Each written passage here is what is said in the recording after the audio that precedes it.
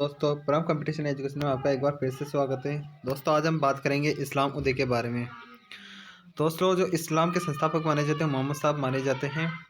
इस्लाम की उत्पत्ति 6ठी शताब्दी में अरब प्रायद्वीप में हुई थी। मोहम्मद साहब का जन्म 570 ईस्वी में मक्का में कुरैश जाति में हुआ था। इनकी माता का नाम अमीना तथा पिता का नाम अब्दुल्ला था। बचपन में ही इनके माता पिता का देहांत हो जाने के कारण इनका पालन पोषण इनके चाचा अबू तालिब ने किया था। बाद में इन्होंने एक विधवा स्त्री से विवाह किया था जिसका नाम खजीदा था। मोहम्मद साहब के जन्म से पूर्व अरब समाज छोटे छोटे जनजाति कबीलों में बटा हुआ था, जिनमें आपस में सत्ता संघर्ष होता रहता था कि मैं श्रेष्ठ हूँ, यानी श्रेष्ठता सिद्ध करने के लिए होता रहता था ये संघर्ष। इस जनजाति का धर्म भाव देवता ये प्रकृति की शक्तियों पर विश्वास करते थे। साथ ही इनमें सामाजिक बुराइयाँ जैसे बहुविवाह, कन्यावध, शराब पीना, जुआ खेलना आदि विद्यमान थी। यह कबीलाई जनजाति लगभग 300 मूर्ति की पूजा करती थी और अपनी अपनी श्रेष्ठता दर्शाने हेतु संघर्ष करते रहते थे। इनका धर्म स्थल काबा मस्जिद था जो मक्का में थी तथा ये अल्लाह की इबादत यानी अल्लाह की बेटियाँ जैसे लाख, मनत, उज्जा आदि की पूजा करते थे। मोहम्मद साहब मक्का के पास माउंट हिरा नामक स्थान पर चिंतन मनत करते थे, जहाँ पर ईश्वर का जिब्राइल नामक फरिश्ता ने मोहम्मद साहब को अल्लाह की वही सुनाई। वहीं इन इस्लाम का प्रचार प्रसार हेतु पैगंबर यानी कि संदेशवाहक के रूप में चुना था। अर्थात माउंट हिरा नामक स्थान पर मोहम्मद साहब को ईश्वरीय ज्ञान की प्राप्ति हुई थी।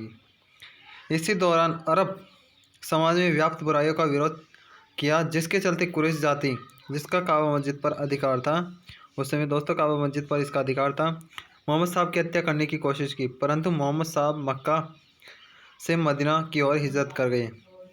इस्लाम धर्म का वास्तविक संस्थापक मोहम्मद साहब रहे। जिस दिन मोहम्मद साहब मक्का से मदीना की ओर प्रस्थान किया था उस दिन से हिजरत समझ के शुरू हो जाता है।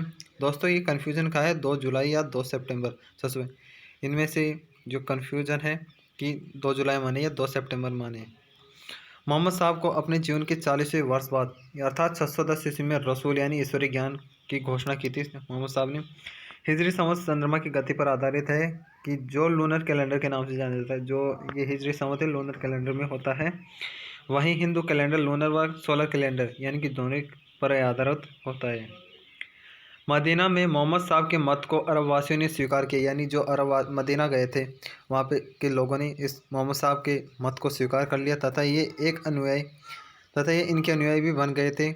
इन्होंने बहुदेववाद के स्थान पर एकेश्वरवाद पर बल दिया। 630 ईस्वी में मोहम्मद साहब को पुनः रसूल के रूप में स्वीकार किया गया, अर्थात पैगंबर के रूप में स्वीकार किया गया। तब मोहम्मद साहब मक्का आए, जहाँ पर मोहम्मद साहब और कुरैश जाति के मध्य वादिर का युद्ध हुआ, जिसने मोहम्मद साहब की विजय हुई और उन्होंने काबा मस्जिद पर अधिकार कर लिया। मस्जिद की लगभग 300 मूर्तियों को नष्ट कर निर्गुण निराकार अल्लाह के रूप में अल्लाह की इबादत पर बल दिया। दोस्तों अब आप बात करते हैं मोहम्मद साहब के परिवार के बारे में। मोहम्मद साहब की पत्नी थी खजीदा, जिसकी हमने बात कर ली। उनसे एक पुत्री पैदा हुई फातिमा।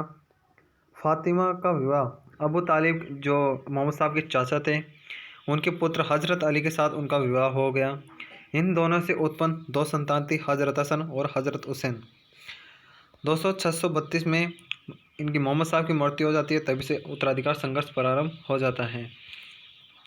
मोहम्मद साहब की मृत्यु के साथ ही उत्तराधिकार संघर्ष प्रारंभ हो जाता है। इस संघर्ष के दौरान अबू बकर प्रथम खलीफा बने, यानी कि जो मोहम्मद साहब थे इनके बाद में प्रथम खलीफा अबू बकर बने थे।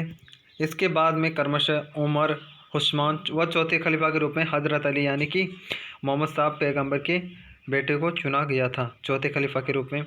खलीफा पद इस्लाम का मुख्य पद था, यानी जो इस्लाम धर्म था उसका मुख्य पद खलीफा था, जिसके साथ धार्मिक, राजनीतिक, प्रशासनिक व सैन्य शक्तियाँ जुड़ी हुई थी। 732 ईस्वी में से जो 7 से 50 ईस्वी तक था खलीफा सुन्नी समुदाय के रहते, यानी कि जो 2 वर्ग होते शिया और सुन्नी मोहम्मदन्स में। इसी दौरान मुस्लिम समाज 2 भागों में विभक्त हुआ, प्रथम शिया तथा द्वितीय सुन्नी होता है। हज़रत अली के समर्थक यानी कि जो मोहम्मद साहब के समर्थक थे वो शिया कहलाए और अबू बकर के समर्थक सुन्नी कहलाए। 750 ईस्वी के बाद अब्दुल अब्बासी खलीफा बना, जिनका सांस्कृतिक केंद्र बगदाद था, जो शिया बाहुल्य था। शिया संप्रदाय के लोग हजरत के अली के को प्रथम खलीफा मानते हैं। प्रथम 3 खलीफाओं को उर्स फेर उसे और फ़र्क भी कहा जाते हैं। खलीफा पद को लेकर हुए संघर्ष के दौरान हज़रत अली को नमाज पढ़ते समय हत्या कर दी गई, जबकि बड़े पुत्र हज़रत हसन को झेड़ देकर मार दिया गया।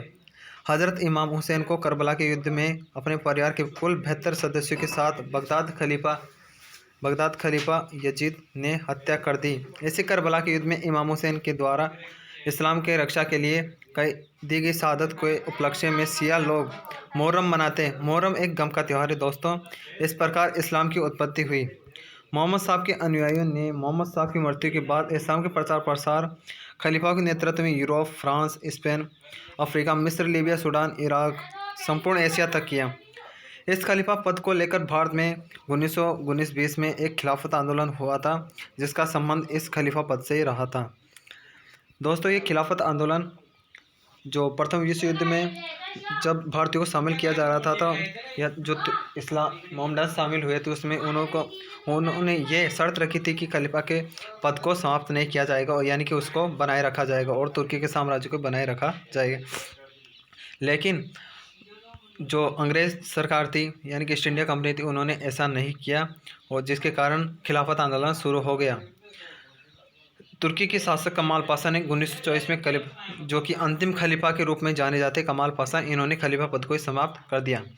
दोस्तों, अगर वीडियो अच्छा लगे तो please like, comment, share and channel को ज़रूर सब्सक्राइब कर दें, ताकि आने वाली वीडियो की नोटिफिकेशन आप तक सबसे पहले पहुंच सके। तो दोस्तों, जय हिंद, जय भारत।